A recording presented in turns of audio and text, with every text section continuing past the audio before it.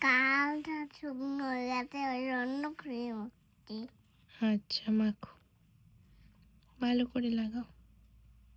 ফোনে লাগিয়ে না ফোন লাগাতে হবে না, তুমি মাখো। তুমি ক্রিমটা মাখো গালে ভালো করে। ফোনে না তুমি তোমার গালটা ভালো করে লাগাও। না ফোনে লাগাতে হবে না, তুমি তোমার গালে মাখো ভালো করে।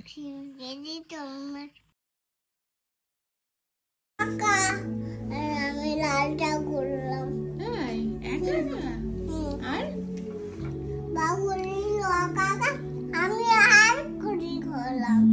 আর ফেয়ার আসবে, মেলা আসবে, তখন তুমি যাবে তো? তোমার টুকটুক লাইট জ্বলবে তো? ওকে।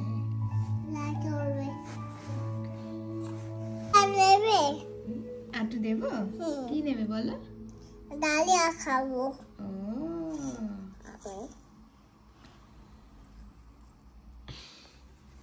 ভালো। Good morning, welcome back to my channel. আজকে সকালটা খুব সুন্দর করে স্টার্ট হয়েছে। আজকে সকালবেলায় রান্নার কোনো তাড়াও নেই, কারণ আজকে আমি বানাবো খুব পছন্দের একটা খাবার, বাট খুব ইজি ওয়েতে। আমার আর আমার মেয়ের দুজনেরই ভীষণ পছন্দ ধোসা খাবার। তোমরা তো অলরেডি আমার প্রচুর ভিডিওতে দেখেই ফেলেছো যে আমরা বাইরে গেলে আর ভেজ কোনো কিছু খাবার থাকলে আমরা বেশিরভাগ সময় ধোসাটাই খাই, বিকজ ধোসা আমি আর আমার মেয়ে দুজনেই ভীষণ পছন্দ করি। তাই আজকে বাড়িতেই বানাবো ধোসা, এবং খুব ইজি ওয়েতে, বাট প্রথমবার ট্রাই করছি। আগে কখনো বাড়িতে আমি ধোসা বানাইনি, তো প্রথমেই আজকে আমি বানিয়ে নিচ্ছি চাটনিটা। তার জন্য চানা ডাল আর উড়দ ডালকে কিছুক্ষণ ফ্রাই করে তার মধ্যে দিয়ে দিয়েছি পেঁয়াজ, কাঁচা লঙ্কা, শুকনো লঙ্কা আর একটা গোটা বড় টমেটো, সাথে একটু নুন দিয়ে এই সমস্ত কিছুকে একটু ভালো করে ভেজে নেব ফার্স্টে। তারপর এটাকে একটু ঢাকা দিয়ে স্লো কুক হতে দেব। তো তার আগে আমি এখানে একটু সেসমি সিডও অ্যাড করে দিচ্ছি। সেসমি সিড অ্যাড করলে একটু বেশ নাটি ফ্লেভার আসে। যেহেতু আমার কাছে পিনাটস নেই, যদি পিনাটস থাকে তাহলেও কিন্তু বেশ ভালো টেস্ট হয়। পিনাট দিয়ে করলে পিনাট চাটনিটাও খেতে খুবই টেস্টি হয়, বাট আজকে আমি সেসমি সিড দিয়ে করছি। আর এই দেখো, এই মাল্টিগ্রেন ওই ধোসার ব্যাটারটা আমরা আজকে দোকান থেকে কিনে এনেছি। তো এটা আমার একটা ফ্রেন্ড, এখানে লোকাল ফ্রেন্ড, সে আমাকে বলেছিল যে এটা এনে করে খেয়ে দেখো, খুব ইজি হয়ে যায় আর বেশ অনেকগুলো কোয়ান্টিটিতেও হয়। তো বাড়িতে দুবেলা তোমরা এটা পুরো প্যাকেট খেলে দুবেলা ভালো করে এই ধোসাটা খেতে পারবে, কারণ এতটাই কোয়ান্টিটিতে আছে। সাথে ইডলি বানাতে চাইলে, উত্তপম বানাতে চাইলেও এটা দিয়ে বানানো যায়, বাট যেহেতু আমাদের ধোসাটাই সব থেকে বেশি ফেভারিট, তাই আজকে ধোসাটাই বানাবো। তো প্রথমে ব্যাটারটা নিয়ে নিয়েছি। ধোসা বানানোর জন্য এখানে একটু জল অ্যাড করতে হবে, কারণ ব্যাটারটা বেশ গাঢ়। ইডলি বা উত্তপমে অতটা জল অ্যাড করতে হয় না, বাট ধোসা বানাতে গেলে একটু জল অ্যাড করতে হবে, কারণ ধোসাটা একটু পাতলা হলেই খেতে ভালো লাগে। আর নুনের কোয়ান্টিটিটাও আমাকে আমার বান্ধবী বলে দিয়েছিল যে একটু কম থাকে, সো নুনটা একটু অ্যাড করে নিও। যেহেতু জল অ্যাড করছো ধোসার জন্য, আরোই নুনটা কমে যায়, তাই একটুখানি ওতে নুন অ্যাড করে নিও। তো আমি একটু এক্সট্রা সল্ট আর একটু জল দিয়ে এইটাকে ভালো করে রেডি করে নিচ্ছি। ব্যাটারটাকে মিক্স করে কিছুক্ষণের জন্য রেখে দেব। তারপর আমি চাটনিটা রেডি হয়ে গেলে তখন বানাবো ধোসাটা। তো চাটনিটাকেও মোটামুটি আমার সমস্ত কিছু ভালো করে ফ্রাই করা হয়ে গেছে। একটু আদাও দিয়ে দিয়েছিলাম, আর এবার এটাকে একটু ফ্রাই করে নেব। এখানে রসুনও তোমরা অ্যাড করতে পারো, বাট আজকে রসুন অ্যাড করিনি আমি, এটাতে শুধু আদা অ্যাড করেছি। এবার এই সমস্ত কিছু যখন ভাজা ভাজা হয়ে এসেছে, তখন এটাকে ঢাকা দিয়ে সফট হওয়ার জন্য স্লো কুক করতে দেবো, কারণ টমেটোগুলো সফট হয়ে গেলে চাটনির টেক্সচারটাও খুব সুন্দর হবে, খেতেও ভালো হবে। তারপর যখন ঠান্ডা হয়ে যাবে, নামিয়ে রেখে কিছুক্ষণ পর ঠান্ডা করে নিয়ে এটাকে একটা মিক্সচার জারের মধ্যে ঢেলে পেস্ট করে নিলেই তৈরি হয়ে যাবে কিন্তু আমাদের টমেটো চাটনি, যেটা ধোসার সাথে দোকানে দেয় রেড কালারের চাটনি, সেটা কিন্তু বাড়িতেই এত ইজি ওয়েতে তৈরি হয়ে যায়। আমি আগে কখনোই বানাইনি বাড়িতে এটা ধোসার সাথে খাওয়ার জন্য, বাট এরম চাটনি আমি অনেক সময় মোমোর জন্য বানাতাম, বাট ধোসার সাথে খাওয়ার জন্য কখনোই বানাইনি। এই ফার্স্ট টাইম ট্রাই করলাম। ধোসাটা কেমন হয় দেখা যাক। তো আশা করি খেতে সবার ভালোই লাগবে। তো আমি এবার প্যান নিয়ে নিয়েছি, তাওয়াটা একটু ভালো করে গরম হওয়ার পর প্রথমটাতে একটু তেল অ্যাড করতে হবে, বাকিগুলোতে তেল না অ্যাড করলেও হবে, বাট আমার ভয় লাগছিল যে আমি ইন্ডিয়াতেও আগে এরকম ট্রাই করেছিলাম, বাট তাওয়ার সাথে না আটকে যেত, সেই জন্যই আমি কখনো ইন্ডিয়াতে করে স্যাটিসফাই হইনি বলে আর কখনোই বাড়িতে কিনে ধোসা বানাতাম না, সবসময় বাইরে গিয়েই ধোসা খেতাম। বাট এইটা আমার বান্ধবীটা আমাকে বলেছে যে একদমই স্টিক করে না এবং খুব ভালো, তো তুমি এটা করে দেখো। তো আশা করি স্টিক করবে না। তো দেখা যাক, প্রথমটাতে তবু একটু অয়েল অ্যাড করে নিয়েছি যাতে প্যানটা একটু অয়েলি হয়ে যায়, পরেরগুলো থেকে অয়েল না দিলেও হবে বলেছে। তো দেখো, দেখে তো মনে হচ্ছে না আটকাবে। তো যাই হোক, দেখা যাক, হয়তো ভালো শেপে আনতে পারবো না, বাট মনে তো হচ্ছে খেতে ভালো বানাতে পারবো।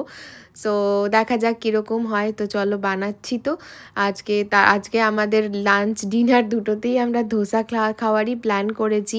তাই আমি সাম্বারও আজকে ঘরে বানিয়ে নিয়েছি। সাম্বার আমি অনেক সময় বানাই ঘরে, মুসুরির ডাল দিয়েও বানাই বা তুর ডাল দিয়েও বানাই, কিন্তু সাম্বারের সাথে আমরা বেশিরভাগ সময় ঘরে ভাত বা ওই তোমার উত্তপম টাইপের কিছু জিনিস যেটা সুজি দিয়েও বানানো যায় ওরকমভাবে বানিয়ে খাই। ধোসাটা এই প্রথমবারই খাচ্ছি, তো আমার একটু ভয় ভয় লাগছে যেটা উল্টাতে গেলে আটকে যাবে না কি হবে, তাই উপর থেকেও একটু তেল দিয়ে দিলাম। দেখে মনে হচ্ছে যে আটকাবে না, তো দেখো না, একদমই আটকায়নি, প্যান থেকে ছেড়ে ছেড়ে উঠে আসছে। একটু সময় দিতে হলো, তারপরে অটোমেটিক প্যানের নিচের দিকটা থেকে ওটা ছেড়ে গেছে এবং দেখো কি সুন্দর ফ্লিপ করা যাচ্ছে। শেপে হয়তো দোকানের মতো গোল আনতে পারিনি, বাট একদম কিন্তু ভালো ক্রিস্পি নরম ধোসা হয়েছে। আমার মেয়েকে প্রথমে দেবো খেতে, ওর খিদে পেয়ে গেছে, অনেকক্ষণ ধরে চাইছে, আর ধোসা বানাতে দেখে আরোই এক্সাইটেড হয়ে গেছে খাওয়ার জন্য। তো ওকেই আগে ধোসাটা বানিয়ে দেব, তারপরে আমাদের জন্য বানাবো। আমার মেয়ে সাম্বার দিয়ে খাবে না, কারণ ওর সাম্বার খেতে খুব একটা ভালো লাগে না, বাট ওর ধোসাটা শুধু শুধু খেতে ভালো লাগে, আর চাটনি দিয়ে ও ধোসা খেতে ভালোবাসে। তো এখন দেখা যাক নিজে হাতে খায়, খেয়ে কী বলে কেমন লাগছে। ধোসা ফে কত এক্সাইটেড দেখছো, নিজের চেয়ার নিজে ফিক্স করে নিয়েছে আজকে খাওয়ার জন্য, বলতেও লাগেনি, উঠে বসে টেবিলে নিজে হাতে সুন্দর করে খাচ্ছে। এখানে যদি ভাত ফাত দিতে যেতাম তাহলেই দেখতাম যে অনেক বায়না করতো, না এটা না, ওটা না, সেটা না, কিন্তু ধোসা কিন্তু সে খুব পছন্দ করে, এবং এরকম রুটি বা ধোসা টাইপের খাবার ও নিজে হাতে খেতেও পছন্দ করে। তো আজকে ধোসাটা কিন্তু বেশ সে মজা করেই খেয়েছে, আর আমারও স্যাটিসফাই যে ওর জন্য বানিয়েছি। বেশিরভাগ মানে দিন একই রকম খাবার খেয়ে খেয়েও বোর হয়ে যায়, সেজন্যই আরও ভেবেছিলাম যে একটু ট্রাই করে দেখি। তো যাক, ভালোই হয়েছে। এরপরে আমাদের জন্য বানাচ্ছি, আমাদেরটা একটু বড় করে বানাচ্ছি, ওরটা ছোট ছোট সাইজের বানিয়েছিলাম, আমাদেরগুলো দেখো এবার একটু গোল শেপ আনতেও পেরেছি, আর একটু বড় বড় শেপে হয়েছে।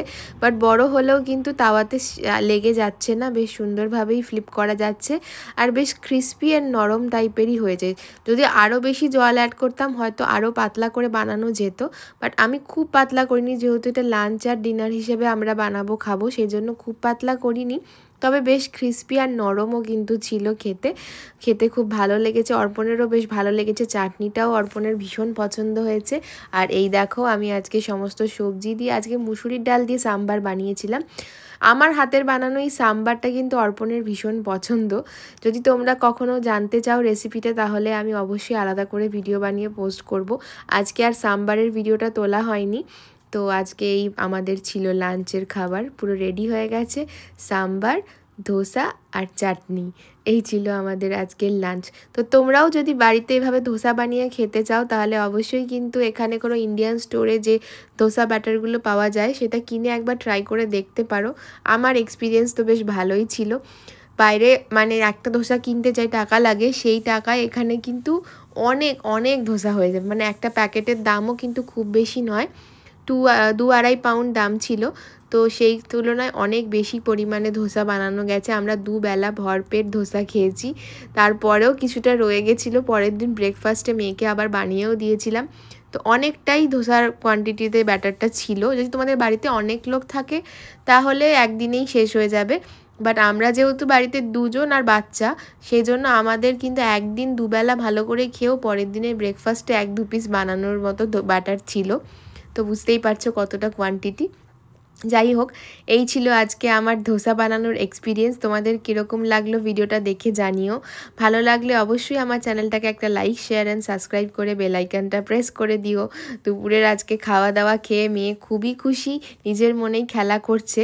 আর বিকেলবেলায় আজকে আবার বাড়িতে ওর বন্ধুরাও চলে এসেছে। দেখো, এটা অর্পণের ফ্রেন্ড এবং তার ছেলে, আমার মেয়েরও ফ্রেন্ড হয়, সেম এজ ওদের দুজনের।